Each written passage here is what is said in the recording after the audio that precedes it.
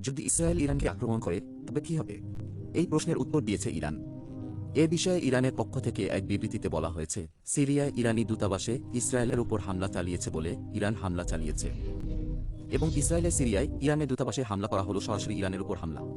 এই কারণে ইরানের কাছে ইসরায়েলের অঞ্চলে সরাসরি হামলা করার শক্তি ছিল এবং হিসাব সমাধান করতে পারল। সুতরাং ইরান সত্য প্রমিস অপারেশন চালু করে ইসরায়েল থেকে প্রতিশোধ নিয়েছে।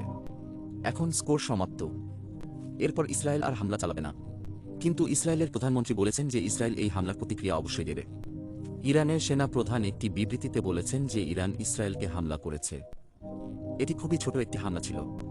যদি ইসরায়েল আবারও ইরানে হামলা চালায় তবে এত বড় হামলা হবে যেটা ইসরায়েল মনে রাখবে। এ সম্পর্কে মার্কিন প্রেসিডেন্ট জো বাইডেন ইসরায়েলকে শান্ত থাকতে না বলে নিষেধ করেছেন। ইরানকে হামলা করবেন না, ভুল করবেন না। কারণ যদি ইসরায়েল ও ইরানের মধ্যে যুদ্ধ শুরু হয় তবে আমেরিকা এই যুদ্ধের অংশীদার হবে না। আমেরিকা ইরানকে আক্রমণ করবে না। আমেরিকা কেবল ইসরায়েলকে ততটুকুই সাহায্য করবে যতটুকু ইরানের বিরুদ্ধে হামলা বন্ধ হবে। ইরানের এই সাহসিকতা দেখে অন্যান্য দেশগুলো কিছু শিখতে পারে। এটা নিয়ে আপনার কি মতামত? কমেন্ট সেকশনে জানাবেন।